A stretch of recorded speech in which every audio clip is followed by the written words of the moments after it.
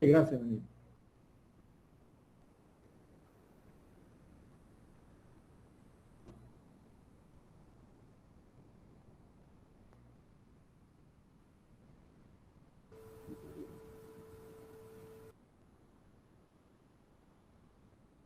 Ya voy a proyectar. Denme un chance.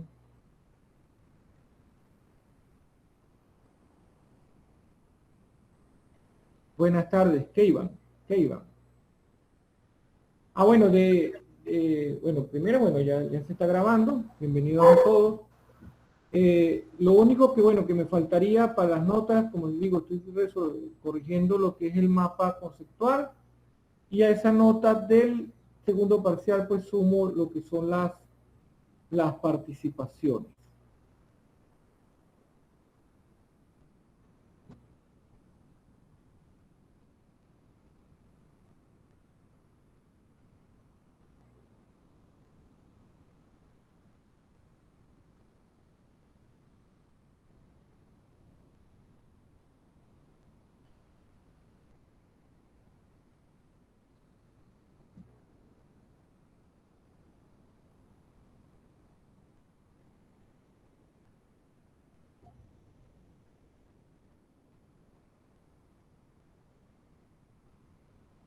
Entonces dice, básicamente, entonces esta parte, como digo, control de motores, pero de un punto de vista eléctrico, electromagnético.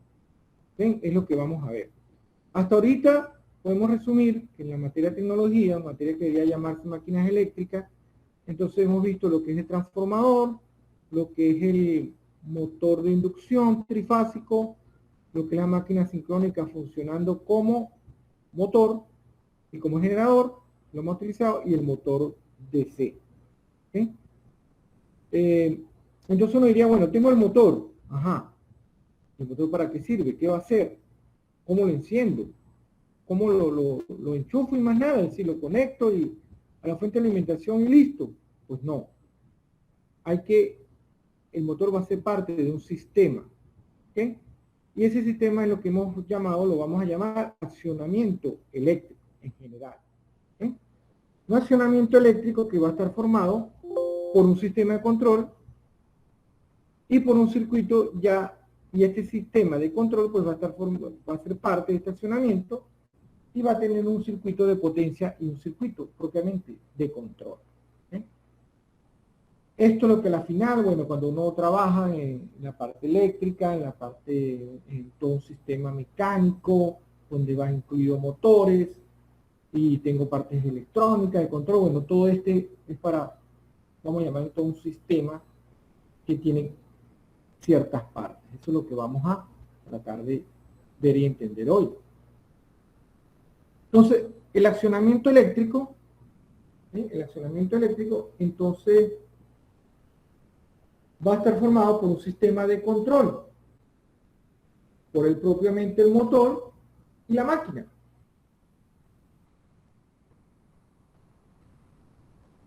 Entonces, fíjense que ya no podemos decir que el motor solo, que va a estar el motor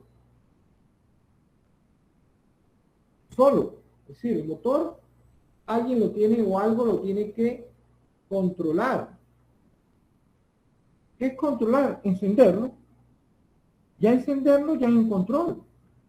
Entonces, más adelante lo vamos a ver. Y el motor, bueno, el motor en este caso se va a encargar de recibir energía eléctrica y mover o hacerle algo a una máquina por medio de un eje.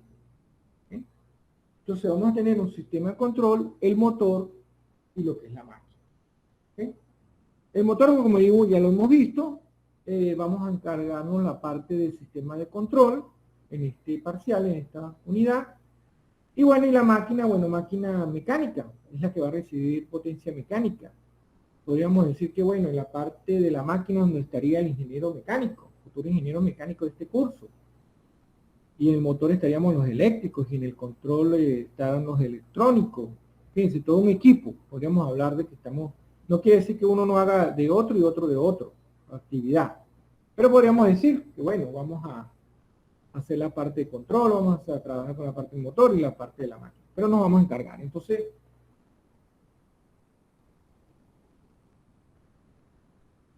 este,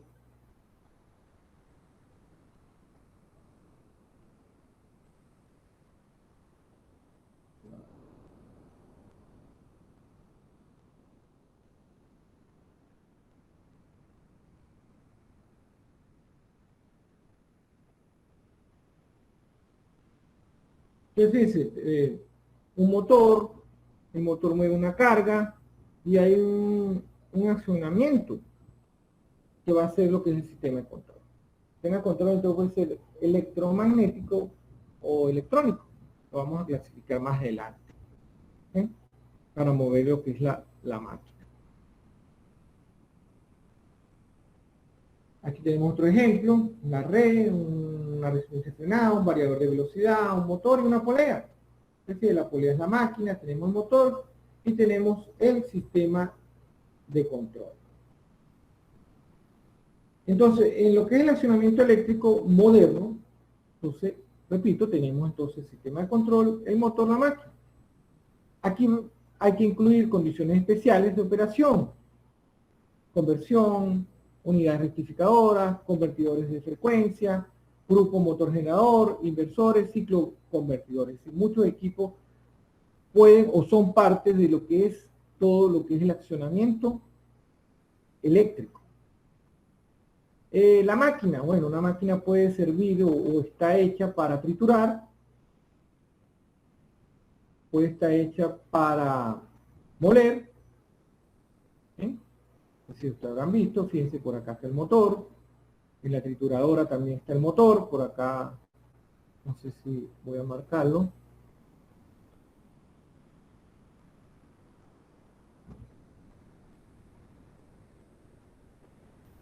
Un chance para ver si...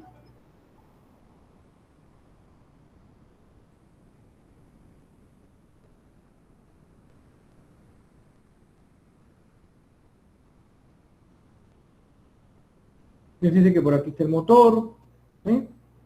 Y todo, bueno, toda la parte mecánica. Aquí tenemos la máquina de moler, por acá está como el motor, ¿eh? Que va a hacer todo el trabajo, o se va a encargar. Máquinas de cortar, fíjense por acá el motor, ¿eh? Máquinas de transportar, por acá tenemos el motor, una transportadora, una banda transportadora. ¿Qué otra máquina puede haber? Elevar, un sensor, y por acá podemos tener control, hay un panel de control. Aquí, bueno, dice que es un bombero que está ahí arriba, ¿okay? Un ascensor, ¿okay? Entonces sería la máquina. Laminar. Entonces, la máquina, es decir, la máquina, vamos a llamarle máquina mecánica, se diseña y se construye de acuerdo a lo que se requiera para la aplicación en particular. Y va a pedir o necesita ciertas operaciones. Arrancar, pararse, invertir sentido de giro, controlar su velocidad. ¿Okay? Lo que respecta a la máquina. ¿Okay? ¿Qué más podemos hablar de la máquina? Entonces, bueno, eso se menciona en general. Y bueno, luego ya tenemos lo que es el motor. Ya sabemos que el motor es una máquina, un sistema que va a convertir energía eléctrica, ¿okay?, en energía mecánica. Esta energía eléctrica puede ser AC, DC, puede ser trifásica, puede ser monofásica, aunque nos faltó ver los motores monofásicos, y entrega la energía mecánica por medio de su eje, girando. Entrega fuerza de giro, es decir, entrega potencia, pero con una fuerza giratoria, se gira a cierta velocidad. No hacemos nada teniendo un eje y que no gire, o que gire y no tenga fuerza, en este caso. Los motores, bueno, ya lo hemos visto, ya vimos lo que era, como repito, el motor de inducción, el caso motor sincrónico y el motor de corriente continua o corriente directa, el motor DC. El motor, cuando uno lo va a seleccionar, y no es que vamos nosotros, por ejemplo, vamos a hacer una empresa de aire acondicionado y estos motores entonces los agarramos porque nos conviene la variación de velocidad y nos agarramos todo DC. y después entonces no vendemos ni uno, porque lo estamos vendiendo a nivel residencial y a nivel residencial pues no hay corriente continua así tan sencillo. Pero como hemos hablado, pronto vamos a llegar a eso. Pero entonces cuando uno va a seleccionar un motor tiene que tener en cuenta la fuente. En este caso si es corriente alterna o si es corriente continua, las condiciones de tensión y de frecuencia, es decir, si vamos a trabajar a ciertos niveles de tensión, a 220, a 440 o a niveles más altos, y a la frecuencia. Si vamos a trabajar a 60 Hz, que estamos en Venezuela, o vamos a trabajar a 50 Hz, que estamos creo en otro país que trabaje a 50 Hz, entonces tenemos que tener en cuenta. ¿Qué más tenemos que tener en cuenta a la hora de seleccionar un motor? Los efectos del motor sobre el sistema, ¿sí? Sobre el sistema de alimentación. Los motores tienen algo en particular, son máquinas que al arrancar pues piden mucha corriente en el arranque, es una de las características. Sus factores de potencia, fíjense, un motor de inducción en vacío es muy inductivo, un motor sincrónico puede ponerse a trabajar como capacitivo, y bueno, siempre son cargas considerables, entonces hay que tener en cuenta. No es que uno va a seleccionar un motor de 100 HP en un sistema que no sea capaz de alimentarlo, ni de soportar sus altas corrientes en el arranque, a menos que tenga un sistema de control. Entonces hay que tener tener en cuenta cómo el motor afecta al sistema. Lógico, también cómo el sistema afecta al motor, pero también el motor, a veces yo digo, bueno, el motor arrancó, se está comportando y él está todo contento el motor, pero el que está fallando o el que se ve afectado es el sistema donde está alimentado. La tarifa de energía también, así de acuerdo a lo que la empresa suministradora de energía está cobrando, es decir, entonces uno dice, bueno, no me conviene tal motor porque aquí me cobran mucho o me cobran poco, vale la pena usar cierto tipo de motor, muy eficientes, no eficientes. ¿Sí? Entonces también hay que tener en cuenta ese tema. En relación a la máquina que se va a mover, se le va a entregar la potencia mecánica, hay que tener en cuenta qué velocidad va a trabajar. No es que una banda transportadora que va a trabajar a 3600 RPM y seleccionamos un motor que trabaja a 1800 RPM. Tenemos que tener en cuenta si esa máquina va a trabajar continuamente o intermitente. Ejemplo intermitente puede ser un portón eléctrico que no va a estar funcionando todo el tiempo, que hay que tener en cuenta. O que va a estar trabajando por cierta característica, puede ser un sistema de ventilación donde el motor todo el tiempo está encendido. Y bueno, en disposiciones mecánicas de esta máquina, cómo está colocada, de forma horizontal, inclinada, es portátil, todo eso hay que tenerlo en cuenta a la hora de seleccionar. Y claro, la potencia que requiere esta máquina, potencia y par, tanto en operación como en el arranque. Ya ustedes vieron por lo menos una curva característica, por ejemplo, del motor de inducción.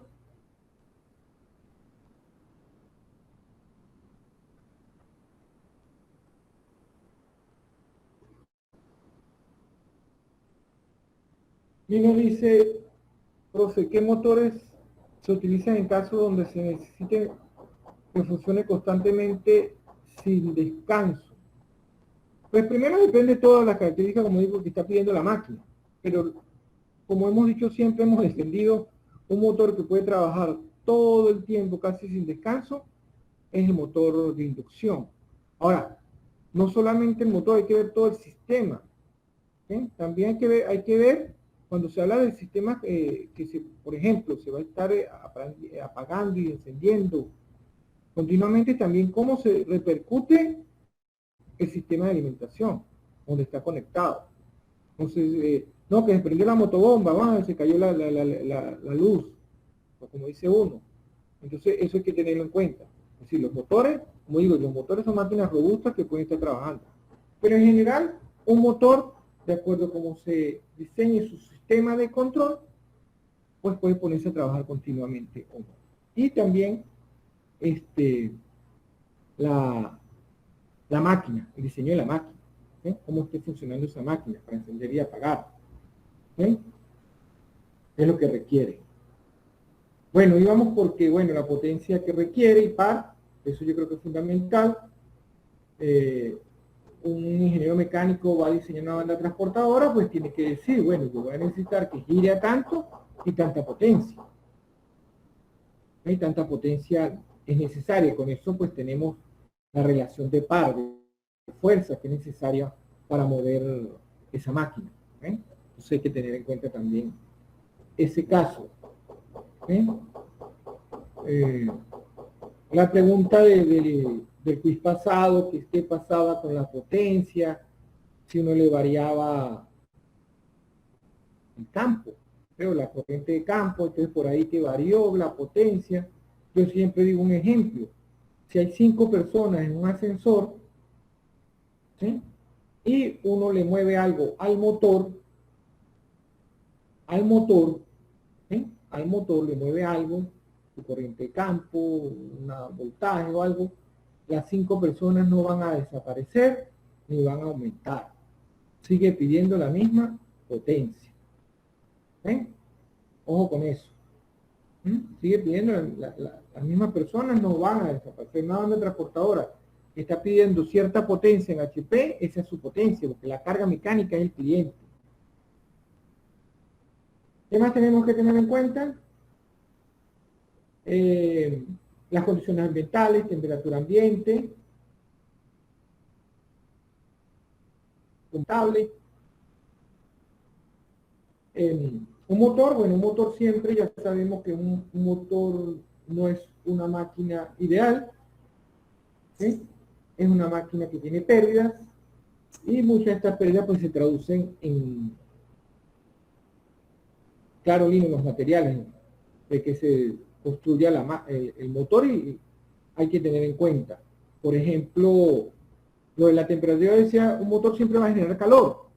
Entonces, colocar un motor en un ambiente muy caliente, pues a la final también van a ser más fuente de calor, ¿sí?, la relación que hay entre ellos dos. Y entonces, ¿cómo se ve afectada la máquina? Si va a terminar siendo entonces menos eficiente. La humedad. Hablamos, por ejemplo, cuando usamos un motor para una bomba de agua.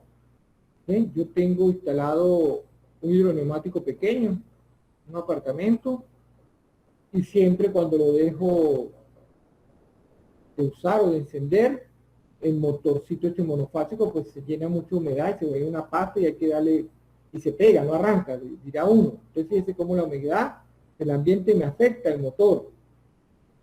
Eso hay que tenerlo en cuenta. Entonces, ver el tipo motor cuando uno lo vaya a seleccionar, cómo está el sellado o no, o cómo responde al caso de la humedad, o donde uno lo vaya a colocar. Entonces, si no lo coloco aquí, o aquí muy húmedo, lo coloco por allá, le hago una especie de protección contra la humedad. El ruido aceptable es el nivel de ruido donde voy a colocar un motor.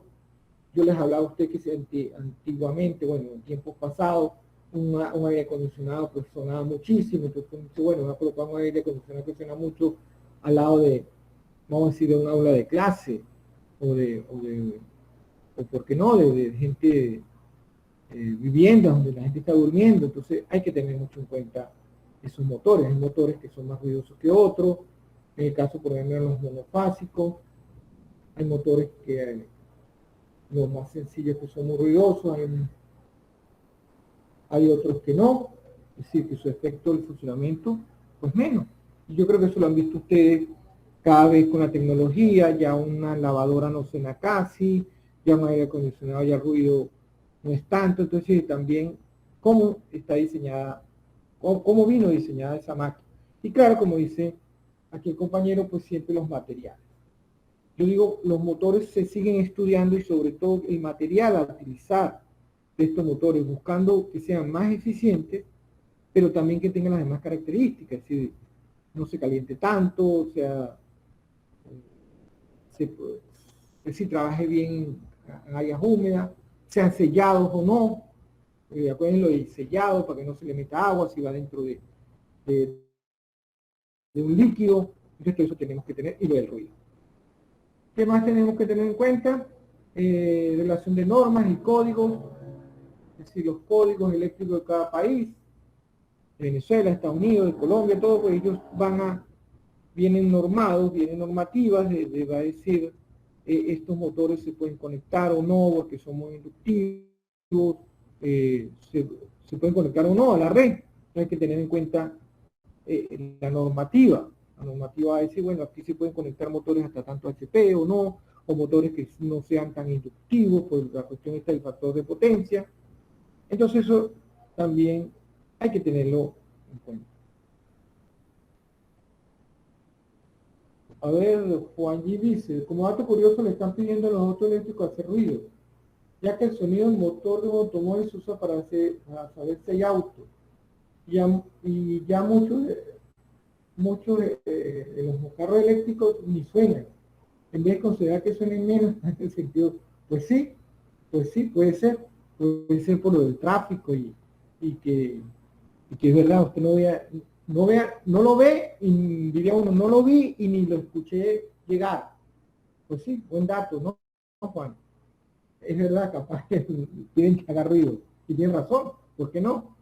Sobre todo la gente mayor y uno cuando está en la calle, que esa gente, y más si están manejando personas esas que no respetan al peatón.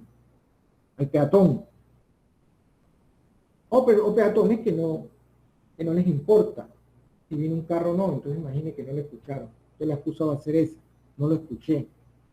Y se lo atravesó.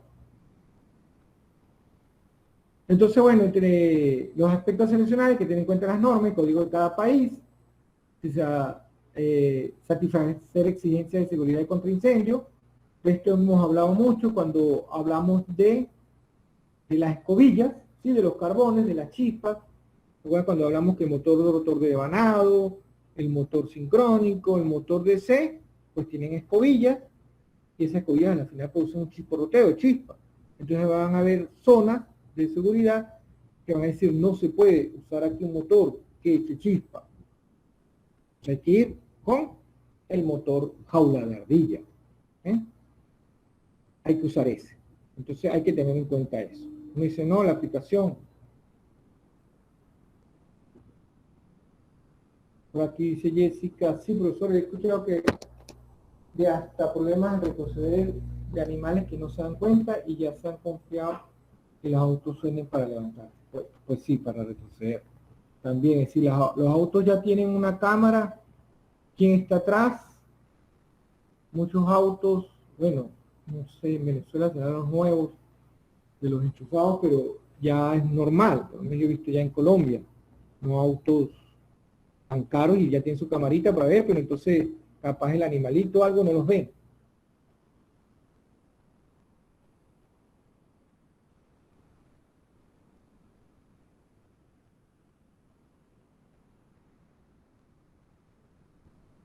Sí, sí, dice Lino, en parte el ruido es un feedback para el motor, sí, cuando uno va manejando. Si ven que es inminente el choque o si hay algo son sistemas que están creados para eso. Pues también es que también la tecnología está tomando todo esto en cuenta.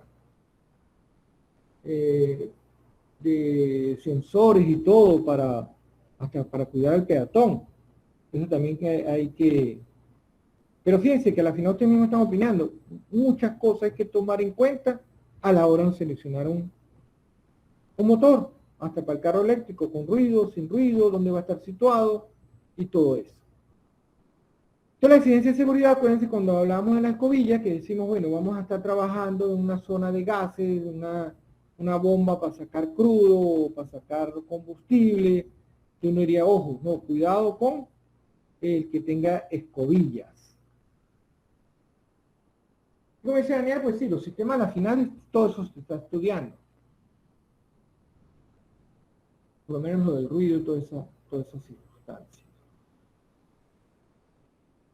Y bueno, los valores nominales, pues hay que tenerlo en cuenta. Yo creo que eso hemos hablado. Los datos de placa. Es decir, la máquina me dice, yo necesito tanto, tanta potencia, tanta velocidad, y la fuente de alimentación dice, yo tengo tanta potencia para entregarle al motor. Pues hay que tener en cuenta los valores nominales de fabricación del motor, su potencia, su voltaje, si es trifásico o no, su frecuencia, la corriente de consumo y la velocidad. Y eso, bueno, a la final, yo creo que los datos de placa, como hemos dicho, valores nominales, datos de placa, o valores de plena carga. Entonces, eso sería lo que tenemos que tener en cuenta a la hora de seleccionar un motor. Entonces, ya bueno, el motor, como hemos dicho, ya hemos conocido los principios de funcionamiento.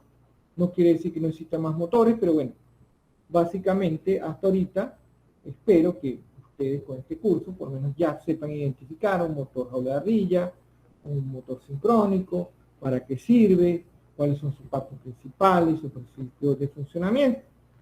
Principio de funcionamiento gracias al electromagnetismo.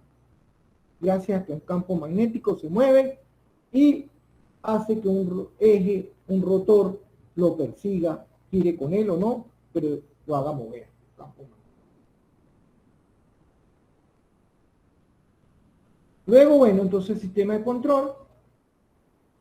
El sistema de control que le va a decir cómo y le va a ayudar al motor a cumplir sus funciones con la máquina. Está formado por uno o varios aparatos que controlan funciones de operación del motor y la máquina. Arranque, arrancar, pararse, invertir, sentido de giro, la velocidad, protegerlo. A veces a veces este tema lo llamamos control y protecciones del motor, porque vamos a ver que está relacionado. Es decir, ya una protección en los sistemas eléctricos de potencia ya va íntimamente relacionado con control. ¿Sí? Con control. Entonces a veces yo digo, bueno, este tema se llama control y protecciones del motor. Pues sí, vamos a ver que va a estar muy íntimamente relacionado. Si no podemos hablar de protección sin control y hablar de control de un motor sin saber, sin dejar o estar pendiente que estamos protegiendo al motor, al sistema de alimentación, a la máquina y por supuesto pues al usuario de este sistema. Estas funciones de control pues se realizan de forma secuencial. Primero hay que encender el motor, después hay que hacer otra actividad, después hay que meter el sentido de giro, después hay que hacer tal cosa. Entonces siempre vamos a ver que son actividades que vamos a ver de lo que son los sistemas de control de forma secuencial. Control, podemos clasificarlo, vamos a hacer unas clasificaciones. La primera vamos a hacer de acuerdo al grado de automatización. Un control puede ser manual. Un control puede ser manual, no necesariamente. Lo que pasa es que ya nosotros como que escuchamos, sobre todo los electrónicos, escuchan la palabra control y de una vez no, control electrónico. Control electrónico. Control ya vamos a meterle un microprocesador. ¿No? Control puede ser manual. Yo digo el ejemplo, ustedes mismos cuando se van a bañar y abren la ducha y quieren el agua más o menos, o se van a bañar con agua caliente y quieren buscar ustedes mismos una temperatura agradable o la que ustedes requieran para bañarse, muy caliente o no tan caliente. Ustedes ya con ese grifo, con esa llavecita, ya ustedes están haciendo un control. Y ahí no hay ningún microprocesador, ahí no hay, pero es un control manual. ¿Sí? Entonces, agarrar un motor y encenderlo y está la persona pendiente, básicamente lo que hacemos en el laboratorio, es un control manual. La persona casi 100% es la que está pendiente del funcionamiento y las operaciones que va a hacer el motor. Entonces, podríamos hablar de lo que es un control manual. En la figura, fíjense, el llenado de un tanque el operador, es decir, por medio de su vista, está viendo el medidor de nivel, y con la válvula él la abre, la cierra de acuerdo a lo que requiera. Es un control manual. En este caso, el control ya pasa a ser semiautomático, pues cuando tiene todavía participación de la persona, del usuario, del operario. Es decir, el operario también está pendiente de la operación del motor, pero ya empiezan a aparecer aparaticos, instrumentos que van a, diría uno, van a actuar solos, ellos mismos, sin esperar que el operario le diga qué hacer. Y entonces ahí podemos decir que es un control semiautomático. Más adelante vamos a seguir conversando de estos temas. Y el control automático, pues ya casi el operario participa muy poco. Podría decirse que viene el operario y enciende el sistema y ya los instrumentos que forman parte de este sistema son los que se van a encargar de hacer todo lo que requiere el sistema. ¿Sí? Todo lo que requiere el sistema para funcionar bien y cumplirle a la máquina.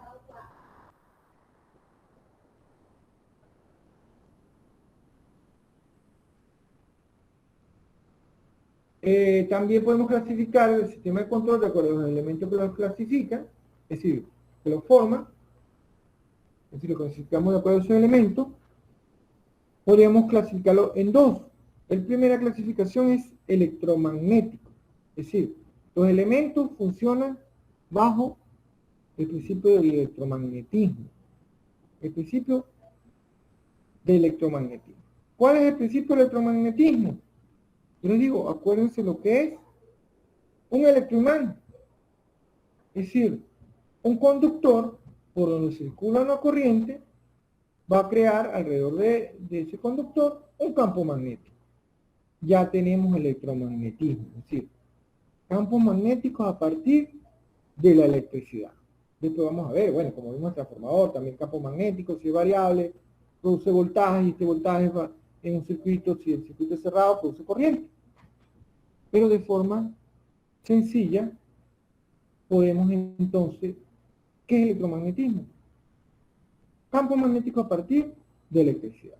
Entonces, los circuitos o los sistemas de control clasificados electromagnéticos es porque sus elementos, sus piezas, trabajan bajo este principio, que es por medio, aquí tenemos más adelante, lo vamos a estudiar más, pero tenemos un contactor que al final tiene una bobina. Esa bobina,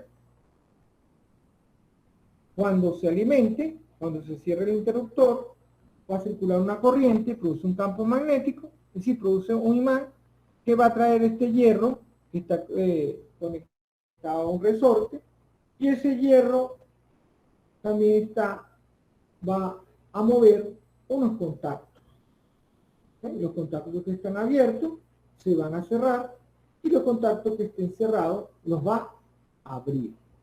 Cuando se le quite la energía, pues el campo magnético desaparece y el resorte jala el hierro y vuelve todo a su posición original. Entonces, esto es básicamente el principio del sistema de control electromagnético. Es decir, funciona a partir de bobinas que se alimentan y mueven un hierro. ¿Sí? Más adelante, Daniel, esto que estamos acá lo vamos a llamar contactor o relé. Este es el elemento básico de los sistemas de control electromagnético. Es decir, el contactor y o relé. Más adelante yo le voy a hacer como una especie de clasificación para no enredarnos. Pero es lo que ustedes han escuchado por ahí, ¿no? Que un relé, esa que ustedes la alimentan y de repente ustedes escuchan un tac. Y usted dice, bueno, es la electricidad la que está sonando. No, es el hierro con hierro que está golpeando cuando se une. Y entonces, ese es el principio. Entonces, ese sería el caso de la clasificación. Pero también tenemos sistemas de control clasificados en electrónico, donde ya la mayoría de los elementos son formados por por principios electrónicos, es decir, piezas electrónicas. Ya usamos inversores, ya usamos diodos, transistores, y todo está controlado por un DSP.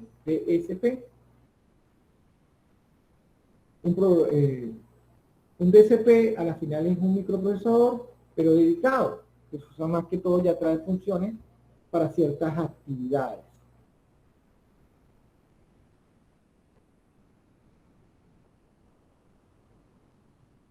¿Alguna pregunta, alguna duda?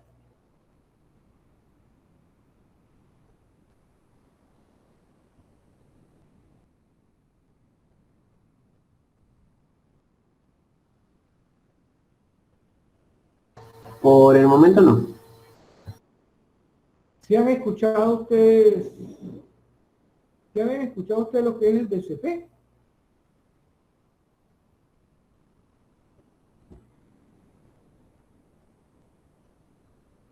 Los electrónicos sí ya vieron microprocesadores, microcontroladores, o los van a ver, la materia. En sí, no me acuerdo realmente. Es decir, produce señales, ¿no? O es el que procesa las señales. ¿Es el que produce o procesa? Es decir, ustedes han visto lo que es un microprocesador, ¿no? O saben. Y un microcontrolador. El DCP es un procesador de señales digitales, como está diciendo, como dice acá, en mi caso no, Renzo dice todo claro. Bueno, el DCP es un micro, a la final. Lo que pasa es que ya se le llama DCP porque ya está dedicado, es decir, son microcontroladores, por ejemplo, un DCP para control de motores. Entonces, a la final es un micro, pero trae ya instrucciones, algoritmos, es decir, instrucciones ya librería, vamos a llamarle librería, que están hechas para ese control de motor. No tiene que entonces, eso para ahorrar tiempo a la hora de el procesamiento. Entonces, eso es lo que es un procesador digital de señales, o procesador de señales digitales. Por ejemplo, en el control de motores, entonces ellos ya traen la librería del coseno, del seno, de instrucciones trigonométricas que se usan, entonces ya las traen hechas. Entonces, no es que uno lo va a poner un DCP para control de motores, para trabajar en, no sé, para transmisión de datos celulares, en un celular, o algo así. Entonces, más o menos, esa es la idea. Yo cuando escuché DCP, pero en control de motor. Lo que es la electrónica potencia, bueno, ustedes creo que lo ven en electrónica, los electrónicos en electrónica 4, los mecánicos no lo ven, pero entonces a la final la relación que hay entre la parte electrónica y electromagnética es que son dispositivos que tienen que hacer ellos, dejar o no dejar pasar la corriente. Es decir, abrir un circuito, son interruptores de potencia, ya sean electromagnéticos o ya sean electrónicos. Un triac, un MOSFET, un transistor, su funcionamiento puede ser diferente, pero ¿qué realmente hacen ellos? ¿Abren o se cierran? ¿Abren o se cierran?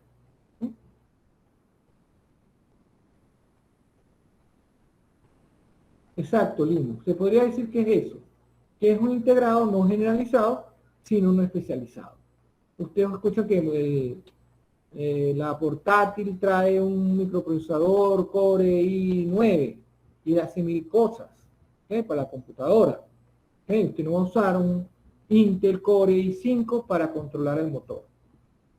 Para eso usa un DCP para controlar el motor de cierta característica. En el mundo Texas Instruments es la que está muy dedicada a eso. Ahorita actualmente con lo que es las energías alternativas, donde vayan máquinas eléctricas, por ejemplo, los generadores eólicos, hidráulicos, para controlarlos a ellos, es decir, decirles qué hacer o no hacer, lo que se está usando o se usa es un DCP. Pero al final me diría, no, un microcontrolador, bueno, sí. Entonces, eso es lo que quiero. Entonces, como dice Lino, es integrado, es un microcontrolador no generalizado, sino especializado para un fin. Entonces termina siendo más económico ese DCP que el microprocesador Intel Core i9 de última generación. ¿Sí me explico? Entonces eso es lo que tienen que tener en cuenta. Y es un campo muy grande ahorita de los DSP, ¿eh? En ese caso. Y trabaja como el procesamiento digital de señales, ¿eh? Se programan en lenguaje máquina, unos ya traen la programación en lenguaje C, bueno, ya he oído, por ahí escuché creo que algunos ya con Python, la programación, pero eso más o menos es la idea. Entonces, resumiendo, entonces, electromagnético y electrónico, ¿qué es lo que van a hacer? Dejar pasar la corriente bajo un control, ¿sí? La corriente que a la final le va a llegar, en este caso el motor, o bueno, en el caso de generador también.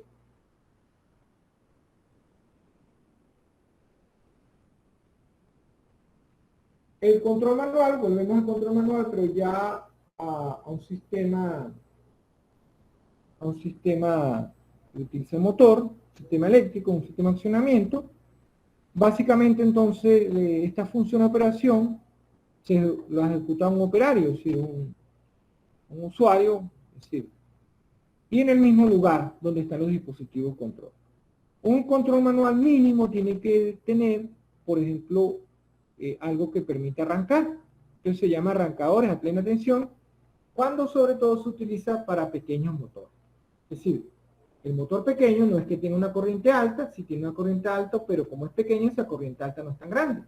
Uno dice, bueno, el motor es su corriente de arranque puede ser 7 veces, bueno, y el motor es de 0,5. Entonces la corriente de arranque puede ser por ahí como 3,5, 4, entonces a un sistema de potencia grande, ese motorcito pues dice, bueno, arranque con su corriente, vamos a arrancarlo a plena tensión. Entonces mínimo tiene que tener equipos que permitan, instrumentos que permitan arrancarlo a plena tensión. Otro es que, por ejemplo, tenga arrancadores a tensión reducida, si algún método de tensión reducida, pero al final el operario es el que va a estar pendiente de arrancarlo, de encenderlo, de apagarlo, de ver cómo va su comportamiento. Aquí hay un ejemplo que por lo menos mínimo tiene que haber un tablero de distribución donde está protección del circuito ramal, lo que muchas veces nosotros lo conocemos como ¿qué? ¿Cómo conocemos nosotros esta caja? Coloquialmente, ¿cómo le decimos a ese tablero? ¿Brequera o algo así? La brequera, Renzo, Ah, Martino, Daniel. yo Correcto. pensaba como cada posible. Pero entonces mínimo, por lo menos, aunque ya el breaker ya cumple una función casi ya automática, pero mínimo para en el control manual que por lo menos exista una brequera. Y luego, bueno, que existan lo que son ya los interruptores, que es el arrancador manual, es decir, donde la persona con su mano va a encender o a apagar, y que tenga algo de protección, es decir, algo fusible, algo que si la corriente es muy alta, se proteja. Entonces, podemos decir, bueno, vamos a darlo como control manual, pero ya tiene un poquito de automatismo. Es que cuando la corriente es alta, se protege. Y el motor. Pero lo vamos a dejar así.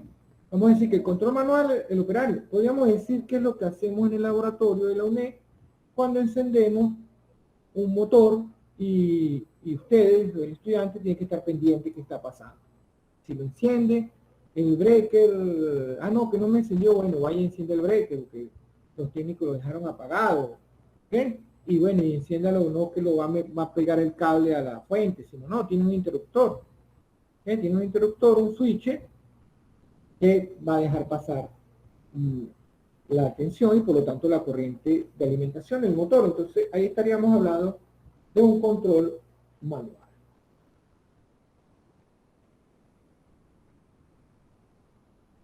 Entonces el control manual está en arrancadores de tensión, a tensión reducida. ¿Por qué tensión reducida? Para disminuir la corriente del arranque. Mínimo tiene que haber en estos equipos una protección de sobrecarga, OL. La OL viene de overload y de mínima tensión para funcionamiento del motor. Un ejemplo de una protección de sobrecarga de OL y mínima tensión, podríamos decir que el protector que le colocamos ¿Un en la nevera, guardamotor? o la protección que, sí, o la protección que le colocamos en las neveras. Es decir, la señal a la nevera, sí, las protecciones, Pero es sí decir, que hay mucha corriente, es porque hay Un sobrecarga. térmico. Y si la tensión, y si la tensión, exacto, trabajo, eso más adelante lo vamos a ver, si es térmico, tal, pero que quiero que vean, por lo menos es la protección de la nevera. Si la corriente es muy alta, ustedes ven que la lucecita roja, ¿no? Y si la tensión es muy baja, también se enciende. No, que la tensión cayó. ¿eh? Y que exista, como está diciendo Daniel, fusibles que protejan protecciones sobre todo para un cortocircuito. Aquí en este tema vamos a entender qué es una corriente sobrecarga, qué es una corriente cortocircuito, corriente de arranque. Porque de acuerdo a la característica de comportamiento de estas corrientes es que se usa el tipo de protección. El tipo de protección que se tiene que colocar. ¿Qué más podemos decir de esto? Bueno, estas protecciones se encargan, bueno, de, valga la redundancia, de proteger. Entonces, el fusible, pero de acuerdo a las características. Entonces, ojo, ustedes habrán visto que la nevera no está en luz roja, se apagó. Sobre todo en Venezuela, muchísimas protecciones, que una no actuó, bueno, porque son chinas o que son muy malas, pero hay mucha corriente, ¿ok? Mucha corriente, pero no es de cortocircuito, entonces de sobrecarga. La tensión cayó, o también, no, el voltaje en vez de 120 y 90 voltios, tiene que ir la protección apagada. Protección de sobrecarga y cortocircuito. A ver, sin...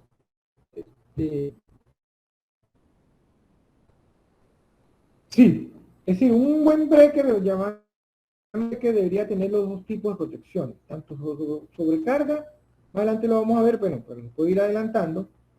Sobrecarga es el Dios y el diablo en los sistemas eléctricos es la corriente.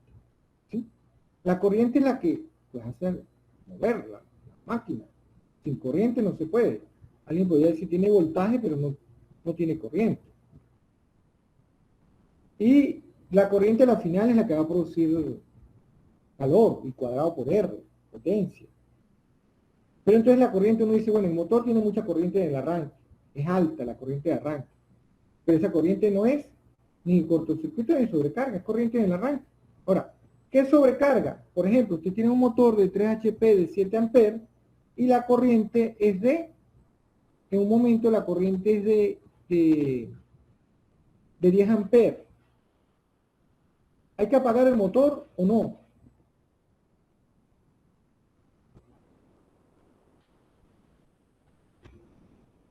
Es decir, una pregunta con trampa.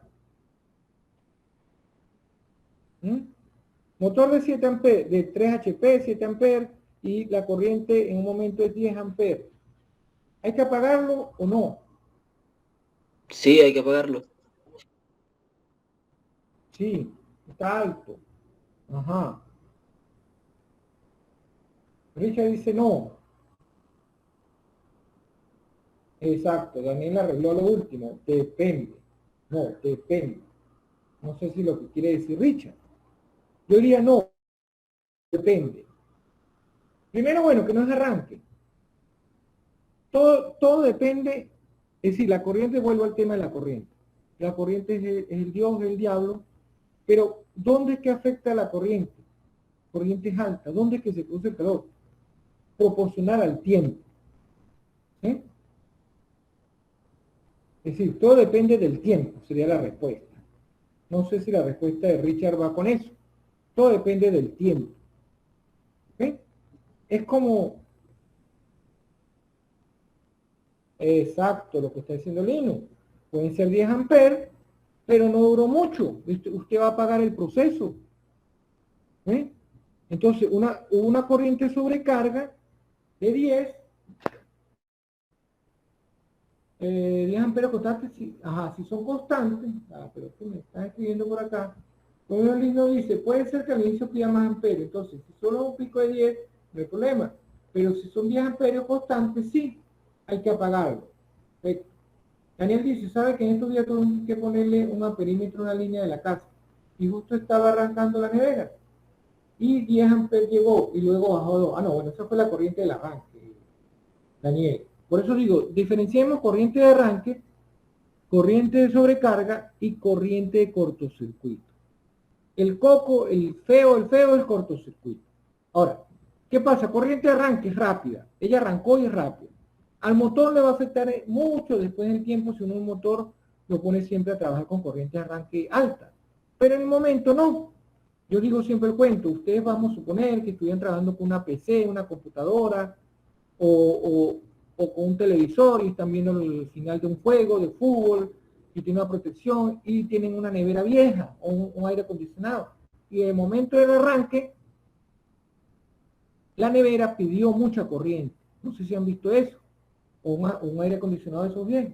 Pidió mucha corriente y ustedes de noche y vieron que un bombillo incandescente bajó la luz, dice uno. Bajó la luz, la protección del televisor o de la computadora se disparó, les apagó la computadora, les apagó el televisor, pero la nevera, ella siguió trabajando riéndose, ella contenta. Fue la corriente de arranque. Lo que pasa es que el sistema de alimentación está malo. Y eso, bueno, nos pasa en todos lados en Venezuela. Pero lo que quiero decir es que es la corriente del arranque. Ahora, la corriente sobrecarga, bueno, más adelante vamos a llegar a ese punto y vuelvo a repetir, pero ya que lo nombro, me gusta explicarlo.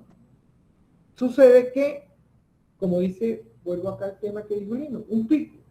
Usted está funcionando el motor y de repente la corriente subió a 10. Pero puede ser que ese pico sea porque sí en ese momento hubo una sobrecarga. Pero la sobrecarga no duró tanto. Imagine una banda transportadora que está diseñada para mover 4 cajas. Y en un momento, por ciertas circunstancias, se montó una caja y sobrecargó un poquito la banda transportadora. Pero la misma banda transportadora movió esa caja y siguió trabajando con las 3. ¿Sí? Entonces, ¿valía la pena haber apagado el proceso de la banda transportadora? Cuando la corriente sí subió, pero no duró mucho. ¿Sí me explico? Entonces, hubo una corriente sobrecarga, pero no era necesario que actuara. Ahora, si esa caja, esas 5 cajas se quedaron ahí, y 5 cajas, y 5 cajas, y la corriente 10, y 10, y 10, ahí sí se va calentando. Ahí sí el térmico, la protección de sobrecarga muchas veces es un térmico, subió la temperatura, y ahí sí, epa, apáguese. Estos 10 amperes no desaparecieron, y me están calentando las bobinas. Entonces en ese momento sí hay que apagar. Ahora, si la corriente es muy alta, ya no estamos hablando de 10 amperes, sino estamos hablando de corrientes muy altas. ¿Corrientes de qué? Cortocircuito. Acuérdense que, ¿cuál es el valor matemático ideal de cortocircuito? Infinito, ¿no? Valor muy alto. Cuando la corriente es muy alta, ahí sí no deberíamos pensarlo mucho la protección y actuar. Y ahí no actúan las protecciones de cortocircuito. Por ejemplo, el fusible. Entonces, un fusible debería diseñarse más para corrientes de cortocircuito. Un térmico para corriente sobrecarga. No sé si han visto en la nevera, no sé si quien le ha tocado arreglar una nevera. A mí, sobre todo en San Cristóbal, me ha tocado mucho arreglar nevera. Tanto la mía que hasta arreglar, hasta cuando ahorita el COVID y todo, hasta me tocó por ahí trabajar en la nevera. Me tocó, técnico que iba a la casa, tenía casi pagando, no explicar, porque a veces unos conceptos, unas cosas, me dejaban peor la nevera. Una vez me llegó un técnico y terminó que yo le di clase en el U, hace no sé cuánto, no, él me tuvo que devolver el dinero que le había pagado, unos conceptos muy fuera.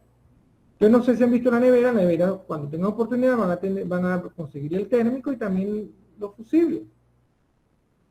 Esto como dice Juan, la temperatura tiene que ver con... Dime, Renzo. Que también usan un PTC para la bobina de arranque. Exacto.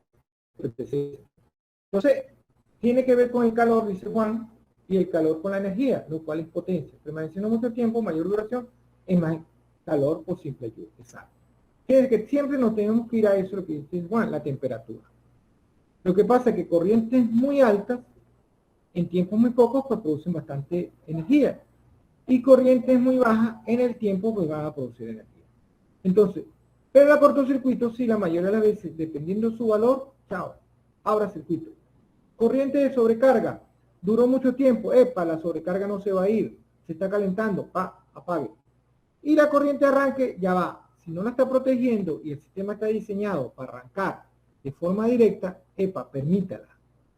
Entonces es como que diga uno, yo voy a colocar un fusible de acción rápida para 20 amperes y mi motor es de 10 amperes por 7, más o menos como 50, 60 amperes de corriente de arranque, y mi motor nunca arranca, porque mi fusible se me está disparando. Entonces ahí lo estamos haciendo con la industria, nos llama el jefe, y epa, ¿qué está pasando? Entonces, si me explico, ya yo creo que un resumen muy rápido de entender esos tres casos. Entonces, fusible, protección de sobrecarga. Entonces, cuando hablamos de corriente de arranque, no es que vamos a apagar el motor o que la corriente de arranque sea muy alta. Vamos a buscar un sistema de proteger al motor para que esa corriente en el arranque no sea tan alta. Entonces, eso es lo que tenemos que tener en cuenta. Entonces, dice, volvemos, control manual que por lo menos tenga protección de sobrecarga, de mínima tensión, ejemplo de protección de las neveras, eso también a nivel industrial aplica. Ajá, antes de seguir, mínima tensión, y caigo otra vez en el tema de las neveras, que es un tema residencial, pero bueno, se aplica a nivel comercial industrial. Pregunto, sin punto, no estoy dando punto ahorita porque los voy a llevar para el segundo parcial. De repente la próxima clase sí doy punto porque bueno, ya más o menos están más empapados con el tema, tienen la guía. Fíjense, si usted tiene un bombillo incandescente de 120 voltios, cuidado, los 58 estudiantes, bueno, ahorita estamos 13, que ven clase conmigo, dicen, yo compré un bombillo incandescente de 120 voltios de potencia, o de 200, de voltaje de 200 vatios, les pongo 0 en todo un parcial.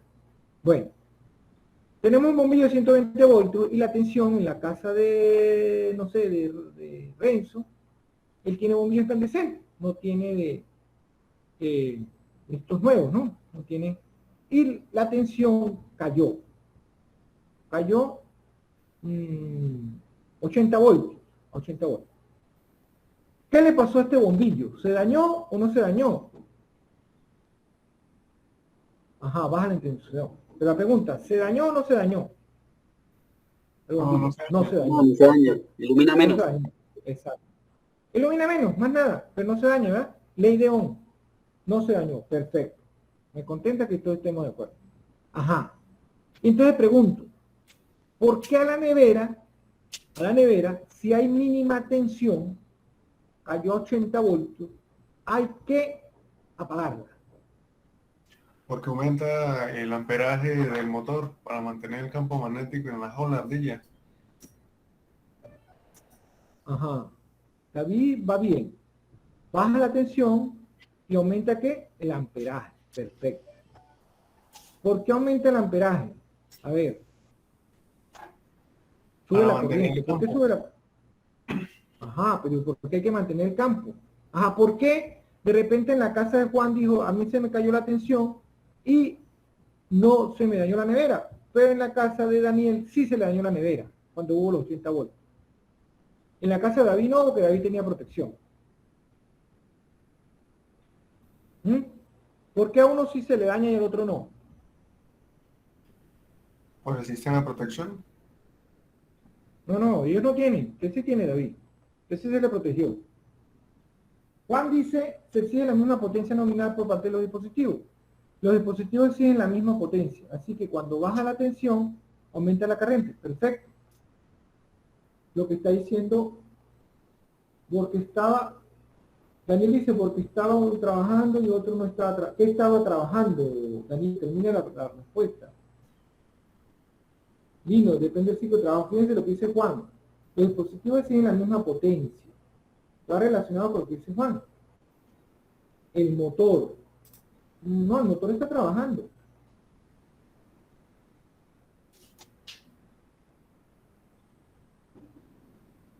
No, los motores están trabajando.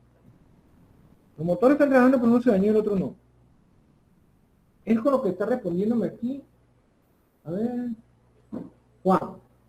Los dispositivos siguen la misma potencia cuando baja la tensión. Bueno, voy a construirlo, todos están bien. ¿Qué sucede? Que ¿quién fue que le dañó? Al que se le dañó, al que se le dañó, en ese caso, y no tenía protección, es porque se siguió la misma potencia, porque el compresor estaba prendido. Sí, la carga estaba conectada. Entonces, al haber la carga conectada y hubo la baja de tensión, la potencia es proporcional ¿a quién? A B por I. Si es trifásico, raíz de 3 por B por I por el coseno. Si es motor de C, B por I. Si es motor monofásico, B por I por coseno. Pero siempre proporcional a B por I. ¿Sí? ¿Estamos claros? Es decir, siempre proporcional a B por I. La potencia de salida la piden de la potencia de entrada. Ya hemos visto en ustedes los diagramas de potencia con sus respectivas pérdidas. Pero en el caso que uno dice, ¿por qué ese daño? Era porque el compresor estaba conectado, es decir, la carga estaba conectada en ese instante. Fíjense que la nevera tiene, como dijo otro por acá, tiene sus ciclos de trabajo, como dice Lino. Es decir, compresor encendido o no. En ese momento puede ser que en una nevera su compresor no estaba encendido. Estaba el motor funcionando con el ventilador nada más, por X, o no estaba funcionando también. Alguien dijo por ahí que el motor estaba apagado también. Pero lo que quiero decir era que no había carga. No había carga, ya generalizo en cualquier motor, no hay carga conectada, hay una bajada de tensión, la potencia de salida es cero, porque está en vacío, y entonces la corriente no va a subir tanto. Sí va a subir un poquito porque hay la carga del vacío, la propia inercia, las propias pérdidas mecánicas. Y entonces, como dice Juan, a veces pasa la corriente en la nevera, es decir, ya B por I. ¿Qué pasó? Bajo B. Yo digo el ejemplo, no sé si aquí alguien, su vida de estudiante de ingeniería le ha permitido hacer pesas, entrenar con pesas. A ver quién por ahí, o ha entrenado en algún momento pesas, haciendo sentadillas, o haciendo, ok, Lino, ajá, Lino, haciendo o press de hombro parado, uno, ¿no? Parado o sentadilla. Yo digo el ejemplo es, puede ser que Lino está haciendo pesa y en ese momento, no sé, está haciendo sentadillas con 100 kilos. No sé si es mucho o poco, 100 kilos. Y B es su pierna izquierda y es su pierna derecha. B por I. Él para proporcionar la potencia de salida, que es cargar esa pesa, tiene que proporcionar BI, es decir, tiene que tener las dos piernas fuertes, ¿verdad? Tiene que tener B fuerte y fuerte. Y en un momento B se le disminuyó la fuerza por cierto dolor, ¿verdad? ¿Qué le va a tocar a la pierna que tiene I? Los 100 kilos siguen conectados, ¿verdad? Entonces la pierna que tiene I le toca aumentar más fuerza. Y si esa pierna no está diseñada, no está entrenada para llegar a ese valor de I que se le está pidiendo, porque ya ve, está dando muy poquito, ¿qué le pasa a esa pierna I? Ánimo. Se lesiona, exacto. Entonces eso podríamos ver en el motor. El motor cuando baja la tensión, entonces ya la B es menos, pero ya la potencia está conectada. ¿Qué quién le toca darla? Y aumenta mucho la corriente y por lo tanto los devanados, si el tiempo es mucho, los devanados o la corriente es muy alta, los devanados se dañan.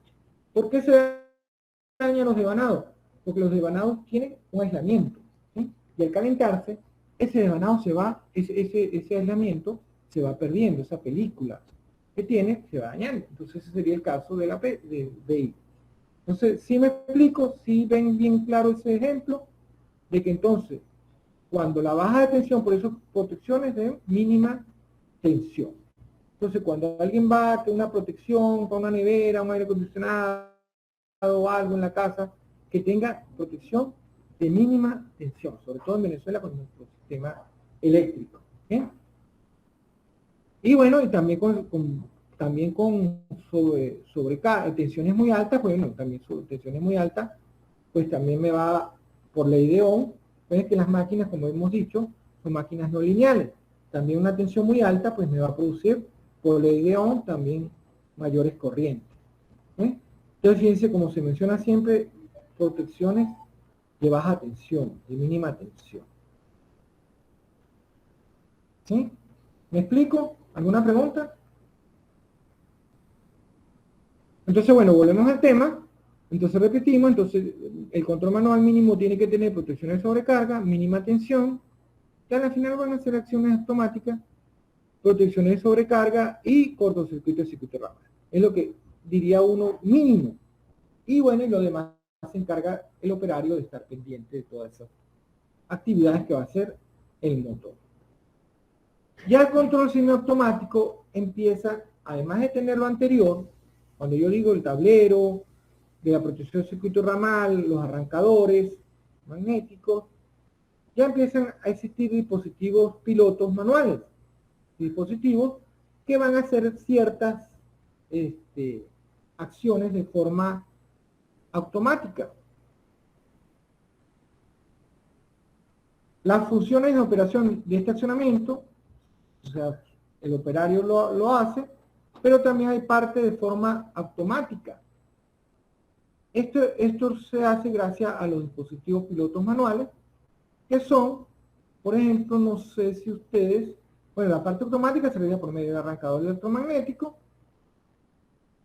y los dispositivos pilotos son accionados manualmente, y el arrancador de motores tipo electromagnético. Entonces, la clasificación con un semiautomático se debe a que los dispositivos pilotos son accionados manualmente, y que el arrancador de motores es tipo electromagnético. Es decir, hay las dos acciones.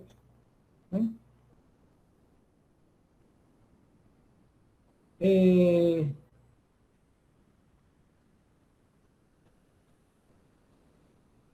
control semiautomático se usa principalmente para ayudar a las maniobras de mando y control, donde el control manual pues no puede hacer todo. Estos dispositivos manuales están los pulsadores, los combinadores de mando, los interruptores de maniobra, interruptores de pedal o dispositivos análogos. Eso se encarga la persona. Y el arrancador electromagnético, el contactor, protección de sobrecarga, mínima tensión, y los dispositivos pilotos ya automáticos que aparecen, ya son los que ustedes de repente han escuchado.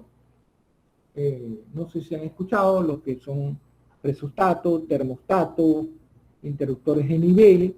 Es decir, ya son dispositivos que no es la persona la que tiene que tocarlo para actuar, sino que ya de forma automática ellos van a decirle al sistema de control: epa, apáguese, epa, préndase. Entonces ya hay una combinación, ya ahí la persona, es decir, ya en el caso, bueno, ya entramos en completamente automático, se me había pasado acá.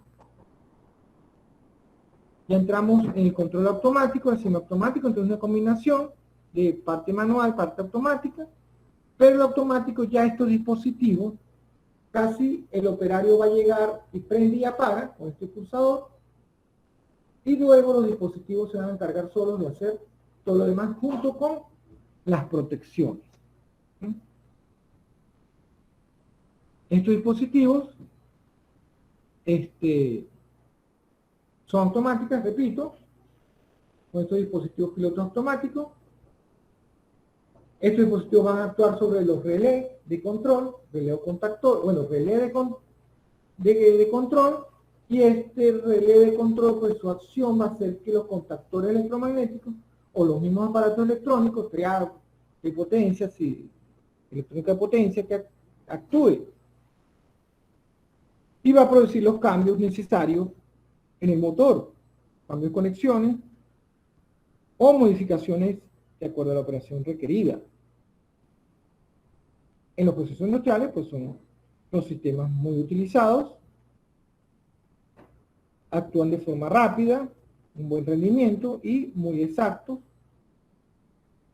Estos dispositivos, pues como mencioné, los termostatos con la temperatura, los presostatos con la presión, los interruptores de flujo, de nivel, fin de carrera y otros. Entonces aquí es donde ya entramos con lo que son el control automático. Entonces ya el control automático, ya hay dispositivos que no es, imagínense, usted está en un motor, entonces usted tiene que estar pendiente si la corriente bajó, si subió, si se calentó, ya los dispositivos se van a encargar de esas actividades. No es medir, es como censar, y de acuerdo a un valor, ellos van a actuar. Entonces, el dispositivo al final tiene como elemento sensor, pero no mide, no son medidores.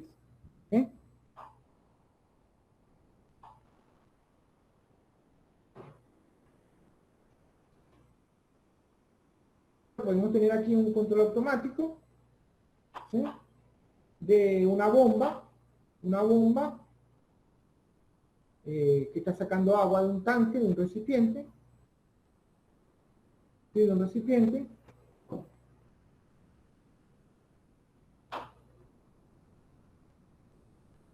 Dame un chance.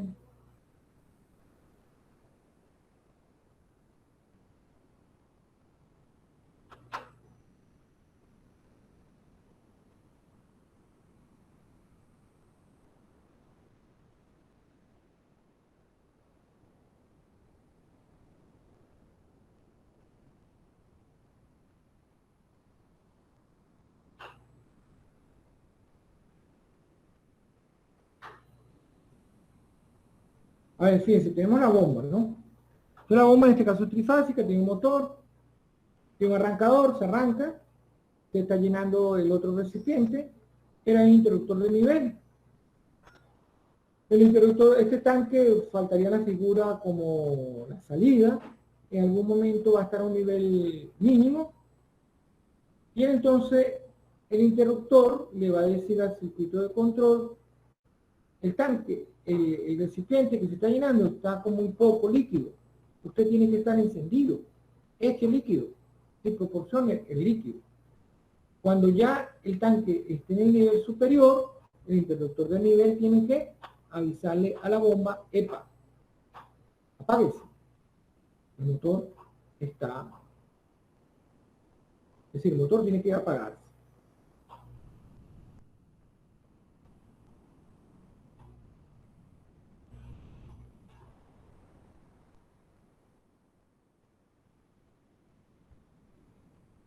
¿Ok? Entonces dice la bomba, ahí pues claro, van más elementos, podría haber más elementos, tenemos el interruptor acá, se puede construir con más cosas, con más situaciones, y lo hagan más automático. ¿Qué faltaría ahí, por ejemplo? Por un punto, ¿qué otro elemento haría falta ahí para hacerlo más automático?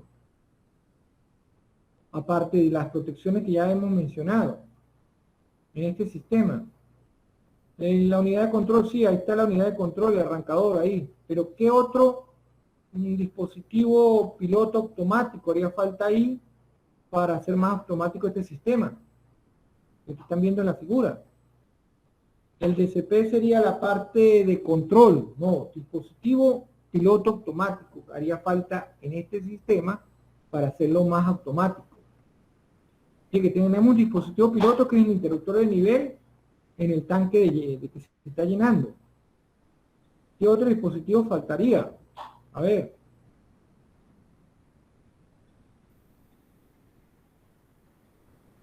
Estaba viendo era la hoja de Excel para poner participación en tercer parcial. A ver, ahora sí, por un punto. Vamos. Ajá, un sensor. ¿Cuál sensor? No sensor. Vamos a llamarlo dispositivo piloto automático, Julio. ¿Ven? ¿Pero cuál? ¿Dónde? En ese dibujo. ¿Dónde haría falta? Ajá. ¿Dónde, Jessica? Va bien. ¿Dónde? Dispositivo de nivel. ¿Dónde iría? A ver. Sí, dentro del agua, pero ¿dónde? El dispositivo de nivel mínimo es el que falta. No, ahí está. En el tanque llenado está. Y está en el nivel máximo, ahí está. El mínimo. No, ahí está, ahí está. En ese tanque está. En el arrancador, no. ¿Dónde falta? Van bien, están calientes, pero no me terminan. El flotador es el interruptor de nivel, en este caso, ¿qué iba? En la bomba hidráulica, un sensor de nivel en la bomba, Angélica. Pero ¿por qué me pone signo de interrogación? ¿Es su respuesta definitiva o no, Angélica? Bueno, Angélica respondió. Un sensor de nivel en la bomba. En la bomba sería como, Angélica.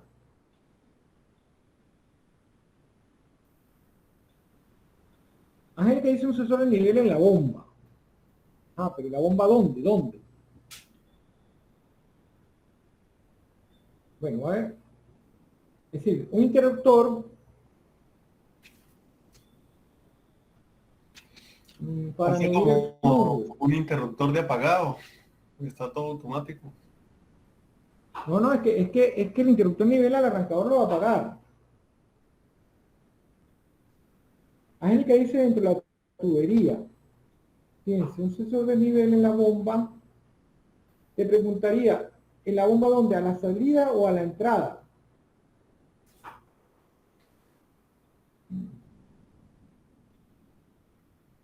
No, Jessica, es que sí ya está.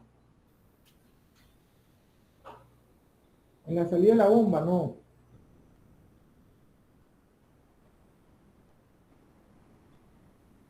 A la entrada, Angélica, muy bien. Angélica dice que hay un interruptor, bueno, entonces un punto con Angélica.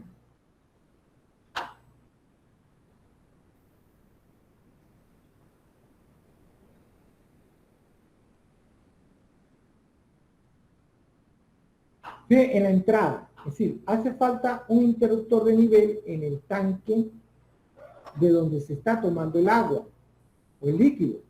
Es decir, el de la figura, aquí, hace falta un interruptor de nivel acá. ¿Sí? ¿Por qué? Para que la bomba no quede en vacío y se queme el sello. Perfecto, perfecto, David Meneses. Ya, el otro apellido, David que no tiene, me falta David algo Redondo. ahí. Ah, Redondo, ¿no? Y Redondo. Ok, ya me acordé para buscarlo por acá, Redondo. Aquí está. Ok, ajá. ¿Sabes qué es lo que respondió David? Está muy bien.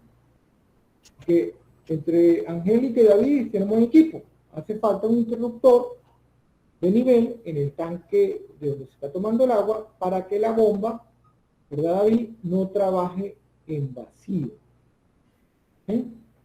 Ahora pregunto, ya van 2 puntos, no Angélica, no David. Ahora pregunto, ¿por qué la bomba?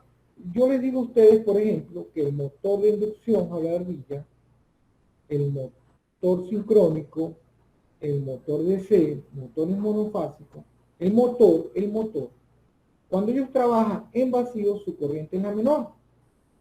A medida que ustedes les entregan carga, la corriente va a subir. Pregunta que ya hemos hecho en los exámenes, ¿no? ¿Qué pasa un motor cuando le coloca más carga? Pues su corriente sube. Pero aquí David está diciendo que si la bomba trabaja en vacío, se daña el motor.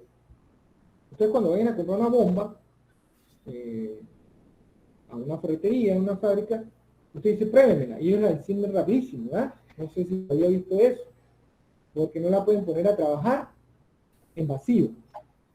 ¿Eh? Se puede probar, pero menos de 1 minuto para no calentar el sello. Sí, David, ajá. ¿Por qué se daña? ¿Por qué se daña el sello? ¿Por qué se daña si yo estoy hablando que los motores en vacío es como que usted vaya de excursión y no lleve maleta, y la maleta la lleve Juan, y usted va más rápido, David? Cuando yo digo que los motores en vacío trabajan más chévere, ¿por qué la bomba se daña? Cuando no se puede poner a trabajar en vacío. Bueno, para todos, ¿no? No sé si para David todo es un punto. ¿Por qué las bombas dicen que no se puede trabajar en vacío? Que no puede haber. Entonces, aquí a este sistema le hace falta esa... Profe, en bomba grande lo que llevan es un sensor de temperatura que va al PLC. Cuando llega más a 35 grados, manda a apagar la bomba porque se ha quedado sin ceba. Ajá. Pero entonces por ahí va, David. ¿Por qué no pueden trabajar las bombas sin el agua, sin el líquido? Pues se Cuando quema el el motor sello, es lo que lleva se una quema. cerámica y un grafito. Y Por eso. entonces se elevan la temperatura de la cerámica con la fricción y se queman. Después cuando entra el agua y se ceba, pues queda con fuga, queda botando agua por el centrífugo. Tú dices la palabra, se daña el sello, ¿no? Sí, se desgasta. ¿Sí? ¿Por Se qué? desgasta el Vacío. en realidad. ¿Por qué vacío y no con el líquido? Porque el ¿Estás bien? líquido lo va refrigerando y nunca eleva la temperatura. Exacto, listo, David. Eso, David. Arredondo. Esta pregunta la hago todo el tiempo que doy esta materia. Y yo creo que primera vez que me la responden bien, David. Porque el líquido es el refrigerante. ¿Sí? De la parte mecánica, no del motor. De lo que es la bomba, lo que es, ¿qué dijiste tú, David? Del sello, vamos a decir, de la máquina. Acuérdense que la bomba es motor y ¿cómo se llama? Ay, se me dio la palabra. A ver, ayúdame ahí, David, tú lo nombraste. Los álabes, la turbinita. Sí, la turbina, a la final. Hay una turbinita ahí, ¿no? Unos álabes que son los que van a mover el agua, o el líquido. Yo digo agua, ¿no? Está la periférica y la helicoidal. Ok, esa turbinita, vamos a llamarle turbina, ella se está refrigerando con el mismo líquido, o el agua. Cuando no hay el líquido, no se está refrigerando, además del ventilador que tiene, ¿no? El motor. Y entonces se va a producir más roce. Sí, David, si me equivoco, me ayuda. Se produce más roce, entonces termina siendo más sobrecarga. Y se daña el motor. Entonces, no es que el motor va a trabajar en vacío, cuando no hay agua. Es la bomba, por eso dije, cuando la bomba está en vacío, pero de líquido. Termina siendo más bien carga, sobrecarga para el motor. ¿Sí me explico? ¿Sí, David? Sí, ahí lo que pasa es que se calienta tanto el sello que después daña el rodamiento de trabajo también. Por eso, y puede dañar la bobina La respuesta del inducido. la bobina, Profe, exacto, en este caso el inductor del estador. ¿Sí? profe, y no, en algunos casos no puede ser por el hecho de que al no tener carga aumenta tanto la velocidad como para llegar al límite de velocidad y en ese límite se sobrecalienta. No, fíjate, podemos hablar de un motor de inducción con que el deslizamiento es bajo y su velocidad en vacío él está chévere. ¿Ves? Es más bien al contrario, al no haber líquido, son piezas mecánicas. No sé, aquí los futuros ingenieros mecánicos lo pueden explicar mejor. Sí, porque, es decir, el mismo líquido sirve de lubricante, vamos a llamarle, aunque el agua no es buen lubricante, de lubricante y de refrigeración, para que la turbina o los álabes se muevan más fácil. Al no haber agua, se produce como más roce, y entonces terminan sobrecargando más bien le terminan bajando la velocidad. Puede que una sobrecarga le baja la velocidad del motor. Entonces, además de dañarse la pieza mecánica, si ese tiempo es grande, ¿y qué pasa cuando hay una sobrecarga durante mucho tiempo? La corriente aumenta y además de calentar la parte mecánica de salida, que es en este caso la bomba, obviamente, se ve traducido en el motor. Entonces también se dañan las bobinas del motor, porque hay sobrecalentamiento. Por eso es que lo que decía David, también otra manera es colocarle sensores de temperatura, es decir, interruptores de temperatura, que también cuando haya una temperatura que subió, están entendiendo que hay sobrecarga, ya sea porque no hay líquido, por X circunstancia, epa, apague. ¿Estamos claros? Pero entonces, Como los termomagnéticos, ¿sí? ¿Ah? O sea, como los Sí, sensores termomagnéticos. sí, termo. Cuando hablamos termo son que trabajan con los dos. Trabaja con un térmico y trabajan también con el relé electromagnético. Cuando hablamos de electromagnético es que hay por ahí el principio electromagnético. Es una bobina alimentada con corriente y produce una imagen. Y el térmico es el que da la señal, o abre o cierra. Entonces tiene la combinación de los dos. Esto más adelante lo vamos a identificar o conocer su principio. Pero entonces estamos claros con eso. Pueden haber otros sistemas. Entonces, uno que, bueno, Angelica y David combinaron un interruptor de nivel. También podría ser un interruptor de flujo a la entrada, que cuando no haya flujo, también le apague el sistema. Entonces pueden haber ciertas maneras. ¿Ok? Ajá. Ojo, por ahí, una de las tareas que voy a mandar a un equipo está relacionada con este sistema. porque hay que hacer el sistema de control a este circuito, pero ya bien, un poquito mejor de lo que está ahí. Entonces, ¿estamos claros con eso? Entonces, bueno, muy bien David, Angélica, es que hay que también que no trabaje en vacío, pero del líquido, no en vacío de la carga mecánica al motor. Si usted le quita la turbina a la bomba y queda el motor solo, él puede trabajar en vacío. Y chévere, trabaja en vacío, no hay problema. Más que todo eso. Si un motor usted lo pueden poner a trabajar en vacío. El único problema de motores de inducción es que se lo vuelven muy inductivos y que ellos no están hechos para trabajar tan inductivo. Y el caso que dice Lino, que si trabaja en vacío, la corriente suba mucho, eso podría darse el caso de repente con un motor DC, que si al quitarle la carga su velocidad suba mucho, y ahí sí, de acuerdo al diseño que tenga, me suba mucho el voltaje, como vimos en el motor DC, pero ahí más que todo tiene que ver con las corrientes de campo, que el campo se abra, se salga. Con la carga, motor DC puede trabajar en vacío con respecto a su carga.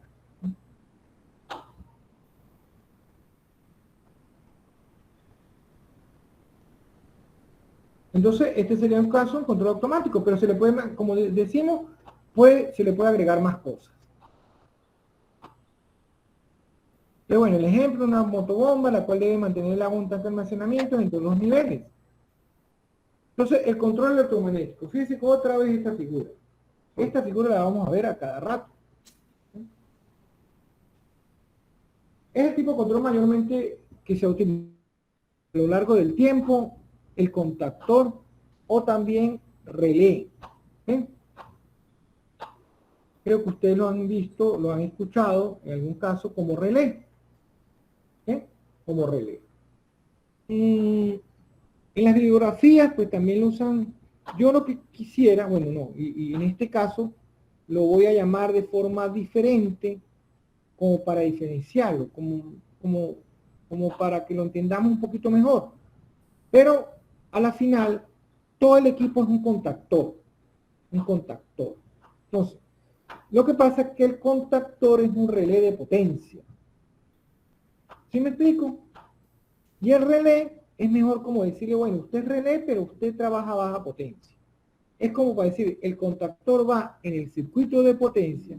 Cuando hablamos circuito de potencia, donde están las corrientes que van directamente al motor, y el relé, aunque tenga el mismo principio de funcionamiento, va en la parte de control, donde las corrientes son bajas. Adelante vamos a ver que los sistemas de control se los vamos a diferenciar de dos circuitos, circuito de control y circuito de potencia. Entonces, si me explico, entonces, ojo, pueden conseguir ustedes la demás bibliografía cuando estén trabajando, y también se le va a llamar relé al de potencia, pero le dicen de una vez relé de potencia. Perfecto, relé de potencia. Pero entonces yo voy a llamar relé de potencia, contactor, y al relé de baja corriente, relé. Pero el contactor tiene los dos equipos, también tiene un relé. Fíjense, en la figura vamos a tener estos equipos, fíjense, estos equipos que están directamente conectados al motor. ¿Lo ven? Estos contactos son, entonces, la parte del contactor de potencia. Va directamente a la línea, fíjense, este ejemplo de 400 voltios, un motor de 400 voltios no habla el HP. Pero a la vez, este mismo equipo que tenemos acá, tiene, fíjense, dos relés. Uno que está cerrado, ¿sí lo ven? Cerrado.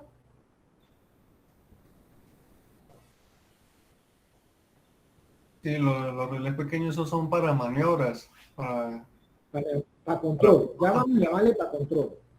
Y este está abierto. Estos están abiertos, ¿no ven? Ajá. Este que está abierto es porque, fíjense, este interruptor está abierto. Es decir, todavía la bobina no está alimentada. Así como está el dibujo, no está alimentado el dibujo, ¿verdad? El contactor. No estamos viendo lo que es el control electromagnético. Basado en este. Si nosotros vamos a ver el control electromagnético. El control electrónico, bueno, deberían verlo en electrónica 4, electrónica potencia. Ahí donde esta función lo hacen los TRIAC, los transistores, los MOSFET. Esa parte. Ya hay sistemas de electrónica potencia muy avanzados, con mucha corriente, que también manejan hasta los kiloamperes. Pero básicamente entonces un transistor que se abre y cierra y tiene su señal por la puerta, por el gate, y es para abrirlo o cerrar. Aquí, esta pieza, como digo, es el corazón del control electromagnético. ¿Qué tenemos? Una bobina. La bobina está abierta. Cuando esto lo cerremos, esta bobina se va a alimentar. Esta bobina se va a alimentar y magnéticamente va a traer este hierro. Lo va a traer para acá. La va a traer. A traerla, esta pieza que estaba abierta se va a cerrar. Esta que está aquí se va a cerrar y esta se va a cerrar. Esta se cierra y esta se abre. En ese momento se le dio alimentación ¿a quién? Al motor. El motor arrancó. Cuando este interruptor se vuelve a abrir, ya pierde el poder magnético, ya este muelle, como lo llaman, o hierro, el mismo resorte, como no tiene campo magnético, lo atrae otra vez, y este se vuelve a abrir, se vuelve a abrir, se vuelve a abrir, se vuelve a abrir, y este se vuelve a cerrar. ¿Sí me explico? ¿Alguno ha trabajado con algún contactor, con algún relé? Los que están trabajando electricidad, o si lo han visto, cuando ustedes alimentan, no sé si han escuchado ese tac. Un ejemplo de un relé, de repente en los automóviles nuevos no, pero en los carritos viejos. Profesor, en los protectores de voltaje, es decir, si uno se fija bien, sí se escucha este clac, porque la mayoría de ellos tienen un relé. He trabajado reparando ellos. En los aires, exacto, se escucha ese tac. No sé si también habrán escuchado en las lavadoras, en algunas lavadoras cuando están cambiando los ciclos. En las transferencias de las plantas. También, sobre todo, claro, David. No sé si en las luces de cruce de los carros. Usted no es el bombillo que está sonando, tic-tac, tic-tac. ¿Qué está sonando ahí? Es el hierro con hierro. Un relé que... ¿Ah? Julio. No. El relé de las intermitentes. Por eso, el intermitente. Cuando prende y cierra, ¿ah? Ahí lo que está sonando es el relé, claro. Es un relé, es de baja corriente. Porque son para bombillos pequeños, ¿verdad? De potencia pequeña. Por eso que quiero que diferenciemos. Claro, ojo. Es mi caso, el profesor Luciano Velanda, yo prefiero llamarle al relé de potencia contactor para diferenciarlo y al relé al que es de poca potencia. Entonces, en los carros, los bombillitos, tac, tac, tac, tac, tac, tac. ¿Eso qué son? Un relé. En cambio, cuando ustedes, no sé, un galpón, unas luminarias muy grandes, mucha corriente, y van y encienden al interruptor y suenan tac, duro, fuerte, ¿no? Ahí cerraron también un contactor. Entonces, no solamente para motores, también para otros sistemas de alimentación. Para la transferencia de la planta, para darle la planta, y lo que se está cerrando o abriendo es un contactor, ¿ok? De forma automática. ¿Okay? Yo espero que después que terminen esto, sepan hasta que ustedes diseñaron un sistema de transferencia de planta con un pequeño circuito electrónico, con un contactor, y hasta con eso nos podemos defender en esta Venezuela que necesita tanto de eso. ¿Sí? Y así, ¿cómo? Así superamos a los que dicen saber eso, pero sin estudiar. Entonces, fíjense, ¿sí me explico? ¿Sí ven lo que es el contactor? Entonces, ahora, ¿qué hago yo hincapié? Así como está el dibujo, no alimentado, se habla de un estado, normalmente. Entonces, esta pieza tiene 3 contactores normalmente abiertos, 2 relés, uno normalmente abierto y otro normalmente cerrado. Es decir, lo que quiero es que, porque más adelante vamos a ver los esquemas, como se hacen los planos. Y cuando se habla normalmente, el normalmente es cuando no hay la acción. La acción del contactor es alimentar su bobina. Entonces, fíjense, este equipo está formado por una bobina, contactores y relé. Cuando la bobina no está alimentada, está como está el dibujo. ¿Sí? El dibujo está normalmente abierto de contactores y relé. Entonces, este es el corazón del contactor del control electromagnético. Es mayormente usado, no quiere decir, como repito, que no haya controles electrónicos y híbridos también. Actualmente hay muchos híbridos la parte de control a partir de electrónica de potencia, de electrónica, con algo para electrónica potencia, y entonces más bien se usan los MOSFET, transistores de la línea de potencia para alimentar las bobinas de los contactores. Más o menos, entonces se habla de sistemas híbridos. Entonces, como digo, este control electromagnético principalmente está formado por relés contactores electromagnéticos. Su constitución es una bobina. Cuando se energiza, atrae el muelle o la armadura y acciona así los contactos del dispositivo. En electricidad usamos muchos sinónimos: el hierro, la armadura, el muelle. A veces digo, el muelle es el resorte. En la mayoría de instalaciones existe, donde hay un motor eléctrico, hay un control de tipo electromagnético. ¿Okay? Un tipo de estos controles. También está el control electrónico, como les dije, el puente inversor, la entrada, filtros, rectificadores de este voltaje, lo rectifican, lo llevan a DC, el inversor vuelve a llevar de DC a C, de acuerdo al controlador, en este caso el DCP. Este es un modelo de DCP de Texas Instruments, ¿sí? Que se encarga de decirle al inversor: abra, si cierra, se abre, se cierra, le va a decir todas las acciones que se requieren. Hay un sensor de velocidad, ¿sí? Y que se encarga de hacer las acciones y la carga al motor. Este es un ejemplo típico de control de un motor, ¿sí? Pero entonces, como decimos, puede haber un híbrido. Entonces es el control estático de estado sólido, elementos semiconductores, diodos, directores, triac, y tiene como corazón un procesador, que en este caso es el DCP. A medida que pasa el tiempo, el adelanto tecnológico ha permitido que se use mucho estos dispositivos de electrónica potencia, manejando grandes capacidades de corriente, en unos casos híbridos, electromagnético de tipo electrónico. Lo que pasa es que, bueno, claro, uno como ingeniero tenemos que ver y usar términos universales y conceptos universales, pero no por eso siempre escapamos a nuestra realidad Latinoamérica y sobre todo de Venezuela. Que uno dice, bueno, la electrónica potencia avanzada maneja más corriente, se utiliza mucho a nivel mundial, sobre todo, ¿por qué? Porque a medida, ustedes sabrán que la tecnología en otros países, a medida que avanza, disminuye su costo, ¿verdad? En Venezuela suben, ¿no? En Venezuela, hasta las cosas viejas suben de precio, ¿no?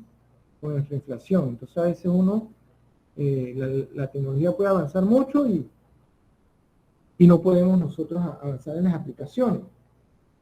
Pero entonces eso es lo que tenemos que tener en cuenta, ¿sí? Entonces puede haber, como digo, híbrido, electromagnético y de tipo electrónico.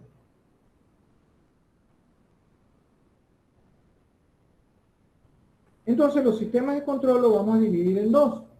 Que va a estar un circuito de potencia. ¿Qué podemos caracterizar este circuito de potencia? Que es donde está el circuito ramal o los cables que van a alimentar al motor directamente. ¿Okay? ¿Desde dónde? Desde la red. Este sería nuestro circuito de potencia y que trabaja para corrientes altas, mientras el motor más grande, pues se supone que las corrientes son más grandes. En los planos, cuando se trabaja con esto, y nosotros vamos a verlo, trata uno de hacer que los trazos de este caso sean un poquito más gruesos.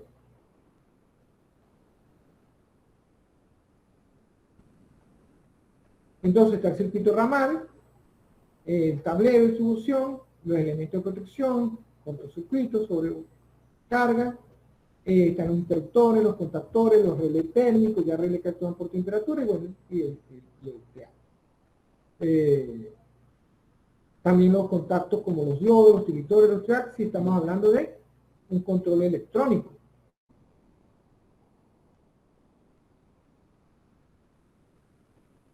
Sí, podríamos decir eso, Juan.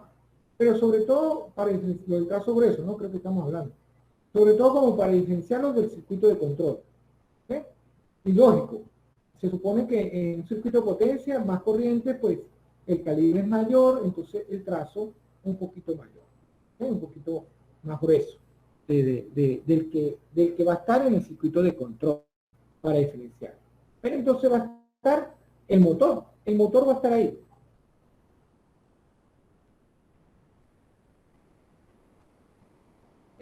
Pueden estar los aparatos de medida, los transformadores de corriente, transformadores de tensión, los tacómetros, los voltímetros, que van a medir directamente las variables que trabajan en este circuito. Entonces, en este circuito está dibujado con líneas de trazo grueso. Y entonces tenemos el otro circuito, como hemos dicho, que es el circuito de control. Si el circuito de control le va a decir lo que tiene que hacer prácticamente el circuito de potencia.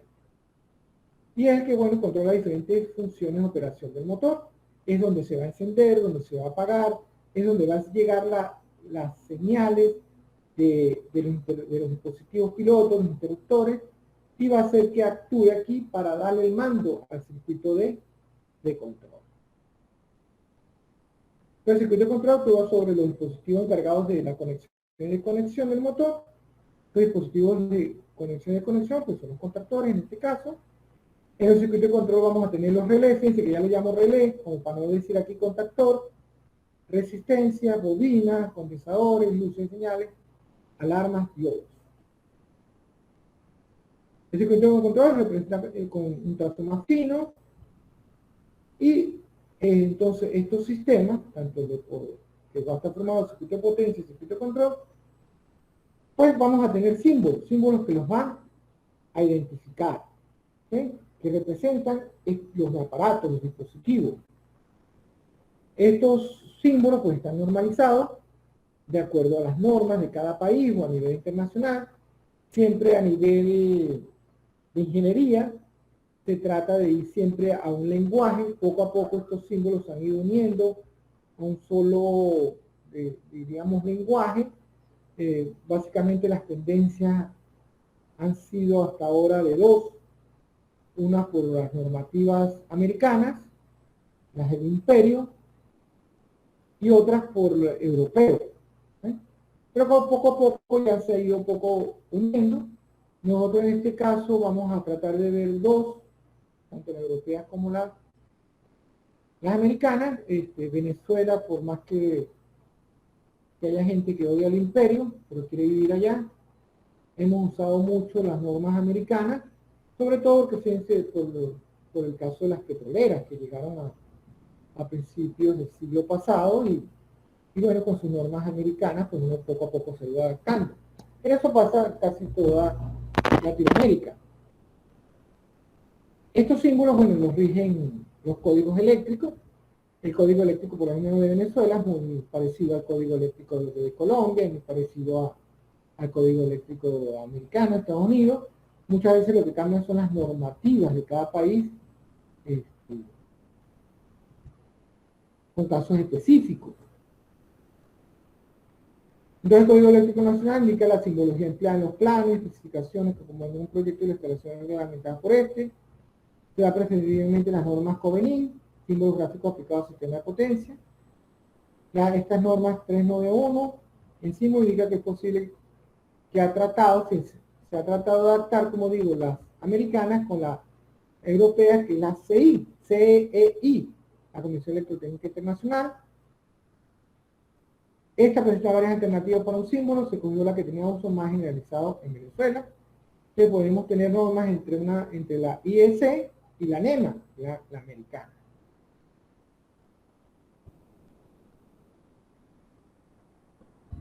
También se utiliza, como digo, la norma norteamericana de la Asociación Nacional de Constructores de Material Eléctrico en Estados Unidos, la NEMA, debido, como no hay que negarlo, a la gran afinidad de los sistemas industriales y de este país con la tecnología americana. Se utilizan las normas para símbolos y diagramas eléctricos, promulgadas por la NEMA y la IEC.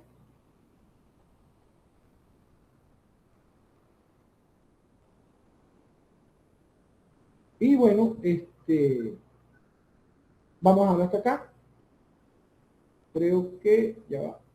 Yo creo que la clase de mañana podemos terminar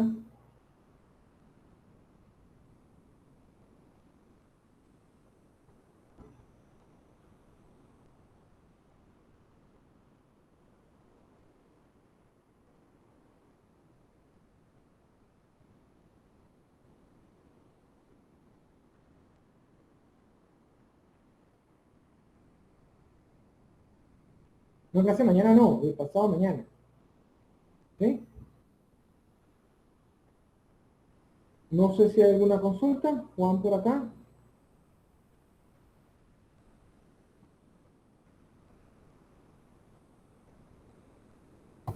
Profesor, ¿el examen va a ser todo teórico o también va a haber práctica? Va a haber práctica, pero no es como le digo, no es que vamos a calcular. Tampoco vamos a diseñar.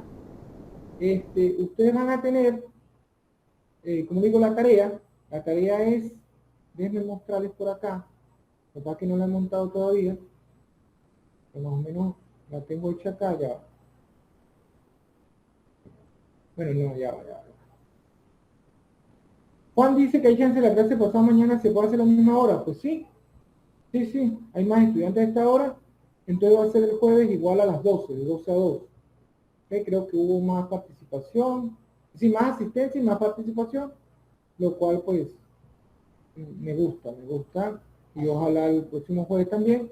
Este tema siempre, no tanto a mí, los mismos estudiantes siempre han tenido feedback, es como que les gusta más porque es donde ven, bueno, todo lo que hemos visto, y entonces ya como que ven más con la realidad, ¿sí? Que hablamos hasta de la protección de la nevera, hablamos de los casos que han sucedido en el tema eléctrico de nosotros nacional, y entonces son temas que yo creo, por ahí hasta hablaron de la transferencia de una planta, habló David, entonces muchos temas relacionados que lo estamos juntando en este parcial, con lo que es el control, y si hablamos de electrónica, de las máquinas, mecánica, entonces yo creo que es interesante, ojalá haya más participación, pero ya, déjenme presentarles acá, ya, me había quitado.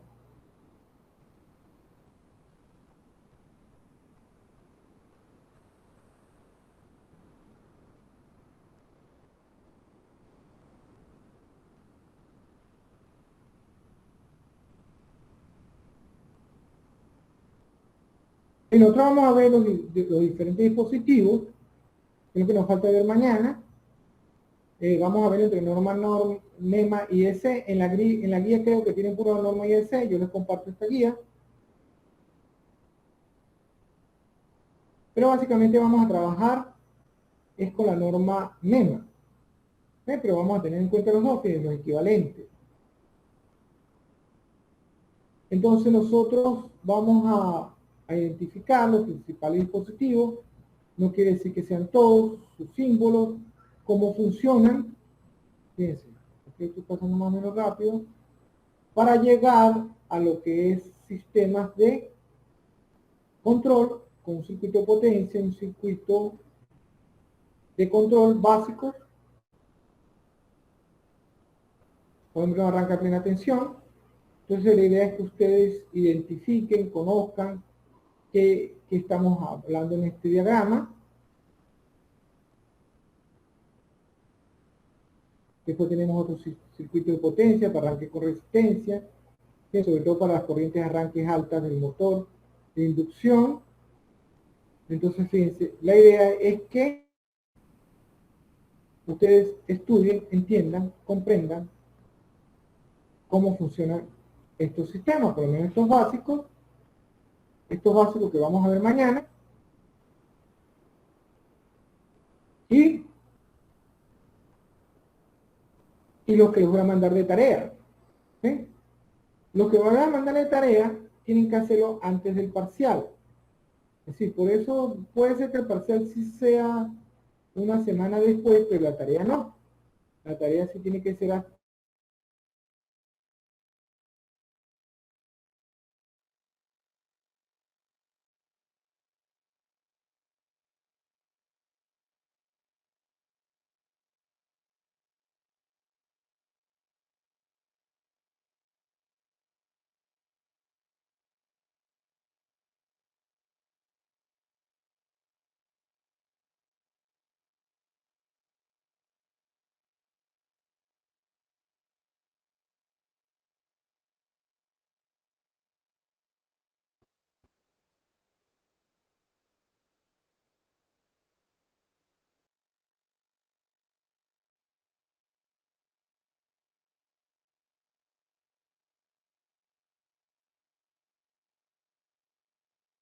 Profesor, disculpe, no se le escucha.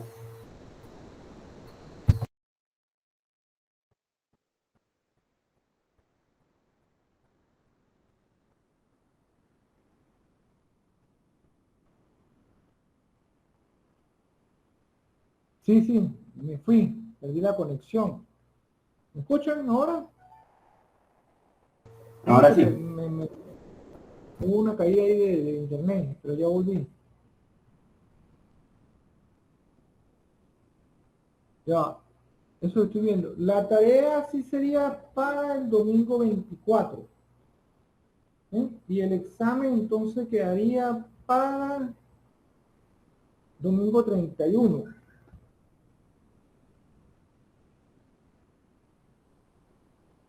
Sí, de todas maneras, bueno, la tarea es lo que necesito para corregirla, y el examen trato de hacer lo que se corrige automáticamente. Porque ya, como digo, yo después ya el 25, pues, como digo, tengo que buscar la platica. ¿Cuánto es disculpe, profesor, cuánto es el valor de la tarea? Ahora se los digo, ahorita se los pongo Ok, gracias. en el aula. ¿Ok? Se los digo por el grupo. Ahorita cuando monte la tarea. Bueno, entonces, si no tienen alguna pregunta,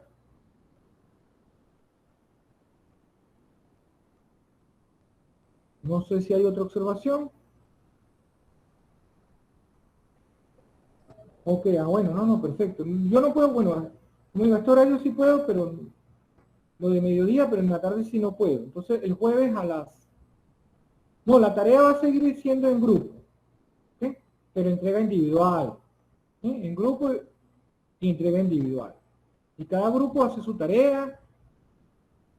Cada grupo, cuando se manda tareas de este tipo, pues cada cabeza piensa diferente. No pueden haber dos grupos con la misma solución. Sí, Richard, como ha sido, trabaja en grupo. Hay estudiantes que no le han entregado y no les ha gustado, que le ha colocado 0, pero yo siempre lo he dicho, las tareas las hacen en grupo, pero yo las corrijo individual. ¿Ok? Yo las corrijo individual. Es decir, aunque sea en grupo, yo veo, bueno, entregó otro grupo, le reviso a cada uno que le haya entregado, y esa es parte de la actividad de ustedes. Entregarla y montarla en el aula. Porque por eso es que cada quien le llega la actividad como individual, aunque sea en grupo. Es decir, la pueden resolver en grupo, pero cada quien con su grupo la entrega individual.